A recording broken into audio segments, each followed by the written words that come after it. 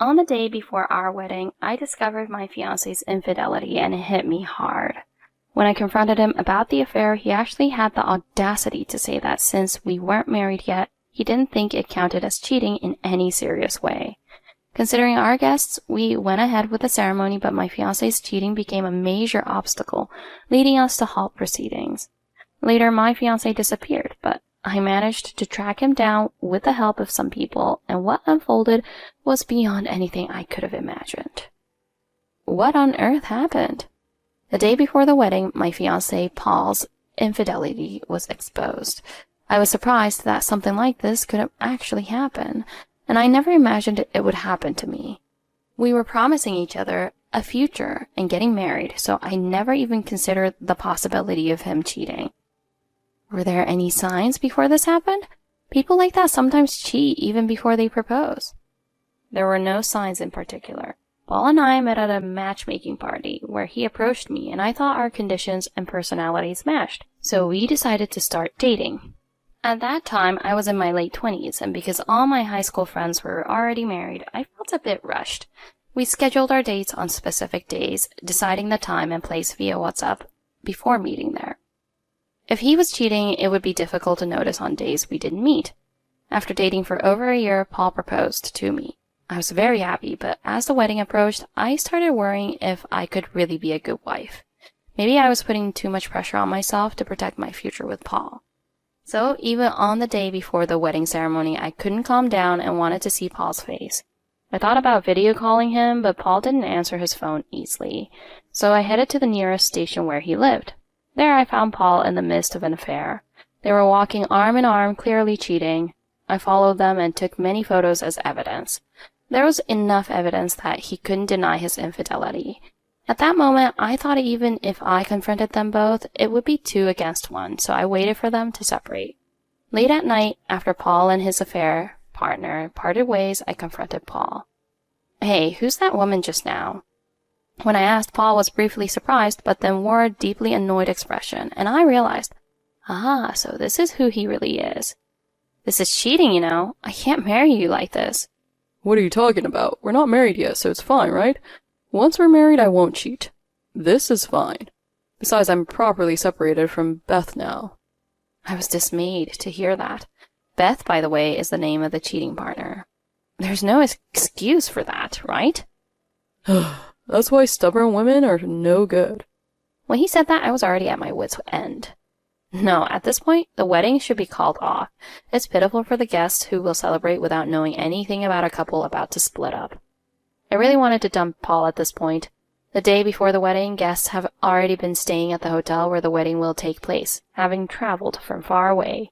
On the day of the ceremony, I discovered that Paul had cheated on me. I started to wonder if it might be best to cancel the ceremony, but for now, we'll still have the ceremony tomorrow as originally planned. We'll discuss properly whether to break off the engagement afterwards. If we do, we'll return the gifts to the guests. When I said that, Paul didn't seem to agree and started to complain. "Why did it have to come to this? This is absurd." I ignored that and went home. But I couldn't sleep at all, and in the morning, exhausted, I headed to the venue. Somehow I managed to hide it with that makeup and put on a smile, but my parents noticed and asked if I was nervous. Yeah, I was really worried if we could make it through smoothly until the end. I said that and tried to hide Paul's affair, but my 2 lifelong friends who have known me for 20 years saw through it. They noticed something was wrong and immediately asked, "What's wrong?" Even though I made excuses like I told my mother, they didn't believe me at all. Looking into their eyes, I was convinced that I couldn't hide anything from these 2. Reluctantly, I told them about the previous day's events. Then they got really angry and even scolded me. "Why are you trying to go ahead with the wedding as if nothing happened?" And so the 2 friends ran all the way to where both families' parents and relatives had gathered, and they told everything. The initiative of those 2 best friends is amazing. I think it would have been better to tell everything from the beginning. At that time, Paul's mother was absent from her seat, and Paul's father and all the relatives turned pale as they listened to the story. Then Paul's father immediately brought Paul over, and both of them knelt down and apologized in front of me. As for my parents, my father kept blaming Paul with harsh words, while my mother hugged me and cried. I regretted not speaking up sooner after all. "I don't intend to blame you, Nancy, but I do wish you had told us sooner." When Paul's father said that to me, I reflected on it and apologized to everyone. However, for those who came from afar, having already been here since the day before, it was difficult to suddenly bring up canceling the engagement. While explaining this, I started crying, but Paul still seemed unable to understand. We're not married yet, so it shouldn't matter. If you want to make a fuss about cheating, she should wait until we're married to complain. Well, it's not a problem for us since I broke up before getting married. With statements like these, my father's anger intensified. Relatives from the groom's side also criticized Paul with expressions of disbelief. Then Paul's father said, The moment you get engaged and visit each other's families, it becomes a major issue involving compensation. You don't understand the seriousness of the situation. He lectured loudly, and Paul seemed to freeze in response. For a moment the scene fell silent, but then Paul's mother hurried over. Don't gang up on Paul like that, all of you. Isn't Paul pitiful? While saying this, Paul's mother began to pat Paul's head sympathetically while he remained kneeling on the floor. It's terrible to gang up on him like this, isn't it? Yeah, I haven't done anything wrong yet. Everyone blames me. Is that so? I'll straighten out those kinds of people myself. As they had this conversation, Paul's father sighed deeply. Take your mother outside. This isn't going anywhere. Upon saying that, several male relatives from the groom's side took Paul's mother outside of the venue. Paul's father acted as a coordinator among the relatives, the voice of authority. Having lost his ally, Paul reverted to a precarious situation. Anyway, everyone's going to blame me, right? I messed up. I should just take the blame for everything, he said, making a half-hearted apology. Still, everyone was furious about it. Because of a mother like that, he's grown up without knowing right from wrong. I never realized Paul's true nature would come to this. I thought he was a bit selfish, but I think men have a lower mental age than women, so I thought it was something like that. I didn't see such a pathetic side of him when we were dating. The reception was then cancelled, and the congratulatory gifts were returned to all the guests. We broke up the event with a light dinner because it was a waste of food that had been prepared. In the end, Paul...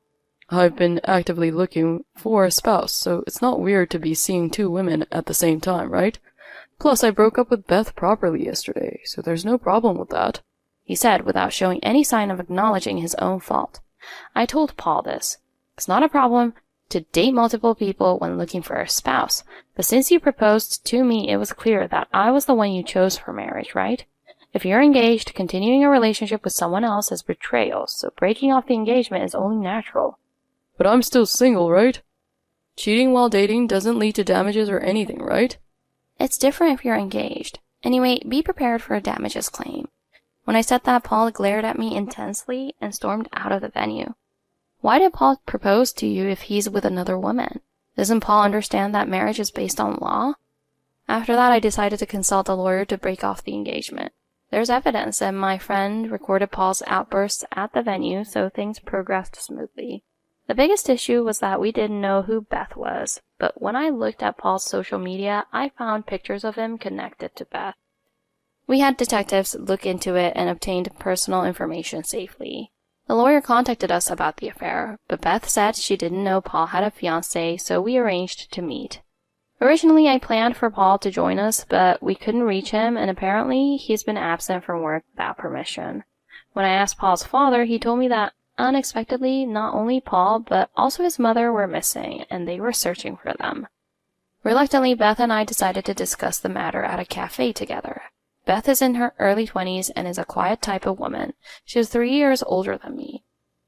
I didn't know he was engaged, but I'm sorry nonetheless. She immediately apologized and showed me WhatsApp messages that proved she didn't know. It's been a year since we met. Don't you think it's about time we consider marriage or something? Haven't you thought about it at all? To which Paul responded coldly. Why don't you think about it when we have a child?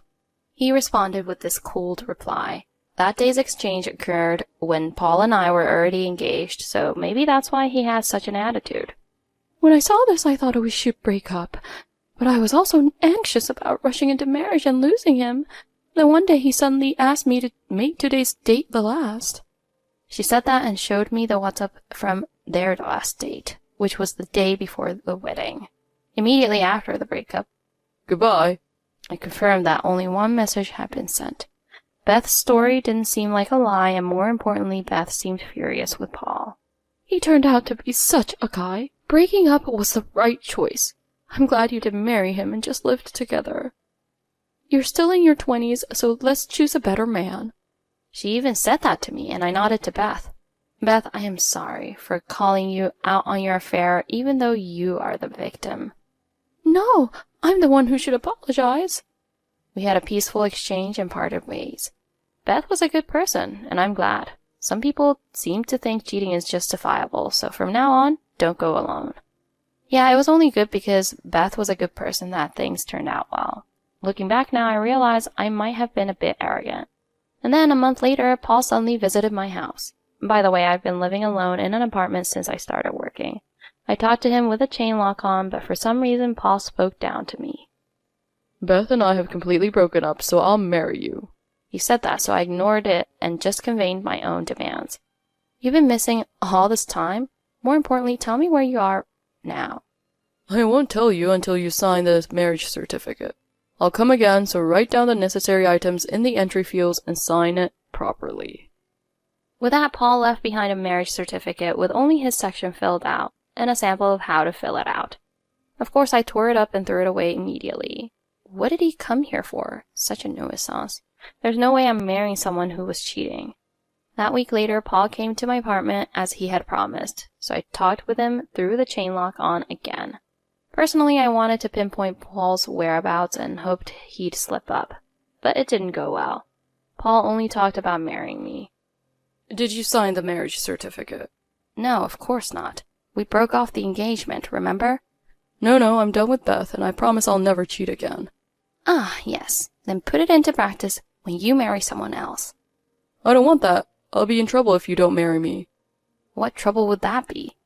Well, you see, right now I'm living with my mom, and she's always complaining about everything, so it's tough. If we get married, you will prepare a new home for us, right? And I want you to take care of my mother while you're at it. He said that, so I was not only angry but also amazed. Oh, I see. That must be tough. Don't you feel sorry for me? So marry me. I'll think about it. Okay, I'll come back in a week, so I'm expecting a good answer. With that, Paul left, but when I looked out the window, I could see him walking home. I thought I could tail him, so I decided to follow Paul. Paul boarded a train and got off at a station several stops away, then continued on foot. Seeing him enter a dilapidated apartment building that looked quite old, I made a phone call to someone. 30 minutes later, that person seemed to have come all the way here in a van, parking in a nearby parking lot, and I was surprised by the number of people who came. So many came? You mean the number of people who fit in a van? The person I called was Paul's father, but for some reason, there were 6 relatives from Paul's side, and I was surprised. Huh? What's going on, everyone? You'll understand when you go. For now, let's head to the apartment where Paul went in. Upon my father-in-law's suggestion, I rang the intercom of the apartment, and Paul's mother came out. Since we barged in with 8 people, Paul's mother turned pale and started making a scene. Why did you find out about this place? Is it fair to come in such a large group like this? Do you want to blame us that badly? You all have the worst personalities. However, it wasn't Paul's father who responded to this. Representing the relatives, Paul's mother's sister, Catherine, spoke harshly to Paul's mother. What are you thinking? It was Paul who had the affair, right? Isn't it a parent's job to make them take responsibility? Hiding here like this, who's the coward? It's Nancy's fault for being cheated on. Paul was put in an environment where he could cheat because of this woman. It's Nancy's fault for not taking care of her man properly. Paul's mother was saying such things, but that's when Paul's father argued back. You're the kind of woman who's raised Paul to be the kind of man who cheats. Instead of blaming Nancy, you should be disciplining Paul. You've always been like this, such a rigid and boring man. You're the one who's been cruel, demanding he take responsibility and pay alimony. As a father, you should be protecting your child. Paul's mother continued her rant, while Paul's father and the relatives around them sighed and some muttered, "She's unfit as a mother." Then Paul's father took an envelope out of his bag and thrust it towards Paul's mother, saying, As a parent, I should correct my child's mistakes. But how can I correct you who are the mother and are in the wrong? I know you were cheating until last year. I'll sue you and that man for compensation, he said in a stern tone. Inside the envelope were photos showing Paul's mother and a young man in his 20s cheating. Actually, Paul's father noticed Paul's mother's affair last year and asked a detective for an affair investigation. Evidence was also collected, and he thought about divorcing her, but he reconsidered. At that time, Paul said to his parents, "Everyone around me is getting married, and I want to get married soon. I want to register in a year." It seems he started actively participating in marriage consultation agencies and marriage hunting parties. Paul's father decided to hold off on the divorce, thinking that if his parents were not on good terms during the wedding, it would put a damper on the whole ceremony. On the day I came to greet you about the wedding, Paul's father secretly, "If you two get married, we plan to divorce. Even so, will you still marry our son?" When he asked me that, I answered that it's okay, but actually I had already heard about this from Paul. It seems that Paul's father told Paul about the divorce plan without saying anything to Paul's mother. When I heard about this during the proposal, I agreed to it, knowing full well. Paul's mother heard about the divorce plan from Paul, so that's probably why she ran away with Paul. No way I was surprised that Paul's mother was also cheating. At that time, Paul came out to protect his mother and said, "It's worse to be unfaithful. If you were truly loved, you wouldn't think about cheating. I got tired of you complaining only about your anxiety and delaying my breakup with Beth." What? But it's natural to have pre-marriage jitters, right? "Is it really natural? I hated it. But I thought you would value family once we got married, so didn't I break up with Beth before the ceremony? There's no need to make such a big deal out of it." He kept making selfish remarks, and of course, all the gathered relatives were disgusted. "I'm not saying something wrong, right? I broke up before getting married, right?" Why do I have to be blamed? Even celebrities do it, right? Paul and Paul's mother were trying to justify their affair, but well, there's no way that would fly. If you don't think cheating is bad, you can just think that way on your own, can't you? I wanted to know your whereabouts. Your opinion doesn't matter to me. Anyway, I know your address, so I'll send you a registered letter from a lawyer later, I said, and Paul's father nodded in agreement. "I'll also send a registered letter like you, Nancy. Then I'll also make the other man pay for compensation." Paul and Paul's mother seemed to realize that it was pointless to insist that they weren't at fault, and they stood there dumbfounded with pale faces. "Nancy, shall we go back to the car first? I'll take you home." When Paul's father said that, I gratefully agreed. But since none of the relatives came with us, I was surprised when I turned around to see 6 relatives confronting Paul's mother. What's going on with everyone? "Everyone came here together to get money back from Paul's mom." Huh? Paul's father explained to me, who was surprised. Apparently, Paul's mother's affair partner was a young man in his 20s, and she had been spending quite a lot on him.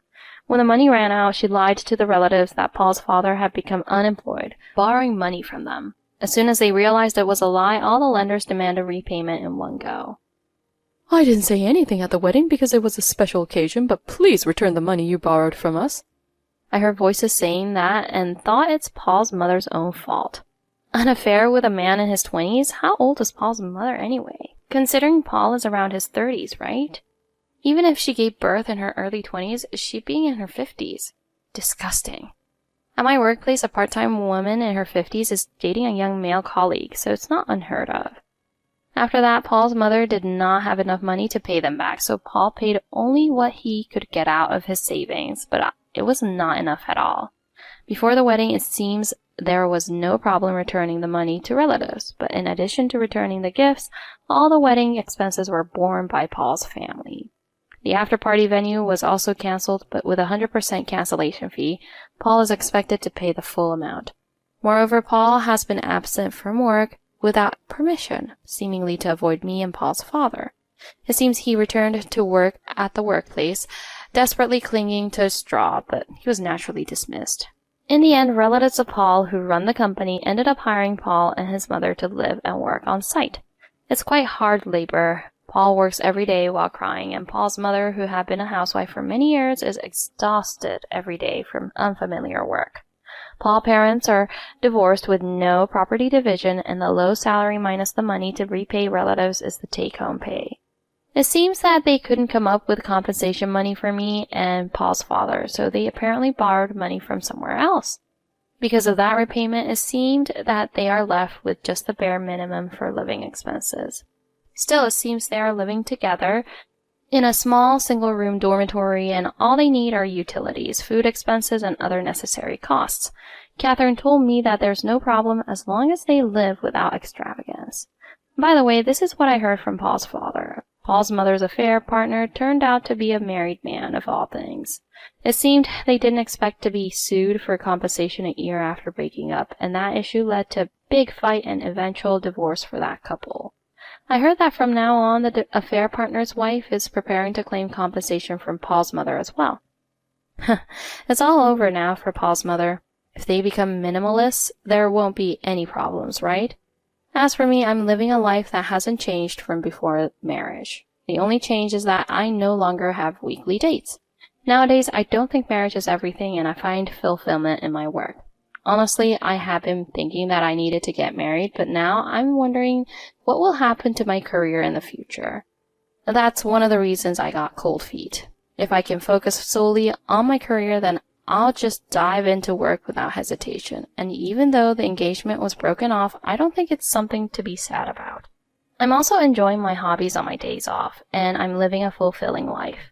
After the engagement was called off, I went out to eat with my two best friends, and they not only treated me, but also comforted me. They're both the type who aren't interested in marriage, and we're even talking about getting a roommate together. It seems like marriage is getting even further away, but for now, I'm imagining a happy future. You never know what will happen tomorrow in life, so I want to try things that I've always wanted to do. I hope the happy days will continue from now on. Thank you for listening to me so far. You're right, marriage isn't everything. What matters is how you want to live your life. I hope my friends and I can continue to live harmoniously together. And so, Nancy, who had been under the mistaken impression that it was okay to cheat as long as they weren't married yet, broke off the engagement and even received alimony. She would likely focus on her career and continue to live happily with her best friends.